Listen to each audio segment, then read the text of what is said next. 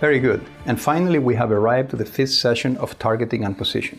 Let me remind you or refresh you about the marketing process that we have been walking through.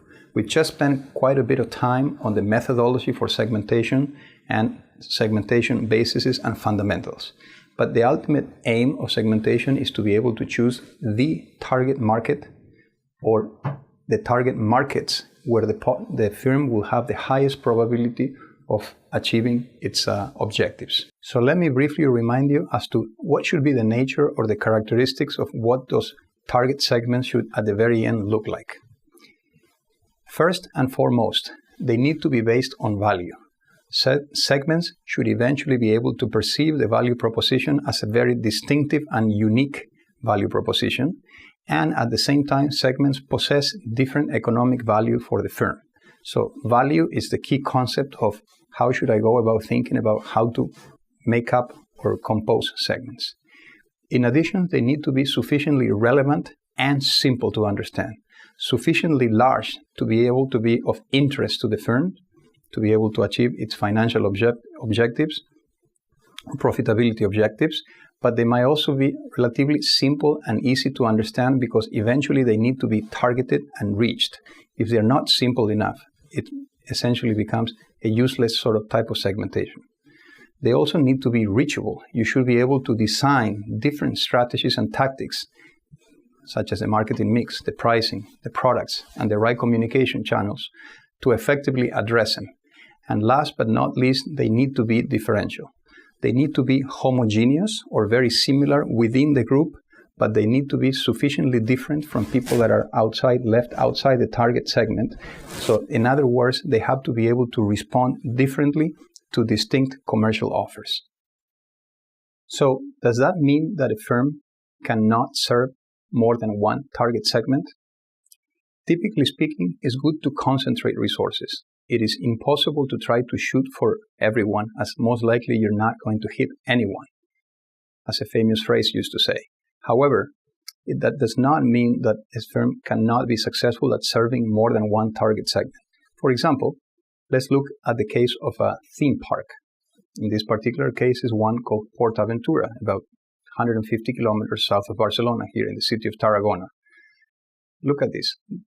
PortAventura has identified at the very minimum 3 different kinds of customers that they can serve well. First and foremost, is those families that live around the park, that most likely have already been to the park. And so they only really have a really low valuation, in this case, only 1 out of 5 for the experience of revisiting the park. What kind of programs would you have offered to be able to get a little bit more value from these kind of segments living perhaps 100 or 150 or 200 kilometers away from the park? On the other hand, you might have identified a group of teenagers or young travelers that only come to spend some time for a couple of weeks, maybe 3 weeks, in the beaches around Tarragona. These guys are looking for an alternative way of entertainment for some of the days in which they're going to be spending in the south of Catalonia. So perhaps they will have a higher valuation for or appeal for the value proposition of the PortAventura Park for the time in which they're spending in the beach. Perhaps these folks value the experience of the park on a 3 out of 5. But at the same time, there is a separate group of customers, let's say travelers from the UK, which have many different alternative forms of entertainment. They could be spending a weekend in Paris, even in Disney, perhaps. They could be going to visiting the Colosseum and some of the monuments in Rome, or alternatively, they can fly all the way to Tarragona to have spend a weekend at the PortAventura.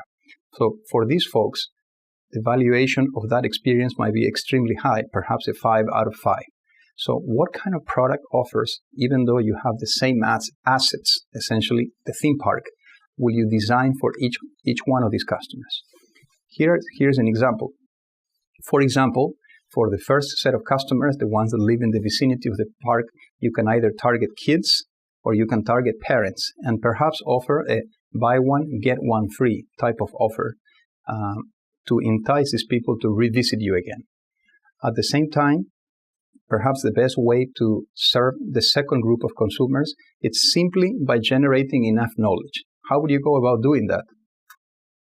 You guessed right. All you have to do is talk to the people in the front lobby of the hotels and be able to leave pamphlets or passes or coupons to make sure that if you are within 50 or 60 kilometers around the vicinity of the park, that this becomes a viable alternative for where to spend 1 or 2 days out of the 2-week vacations that perhaps you'll be spending in the beaches of southern Catalonia.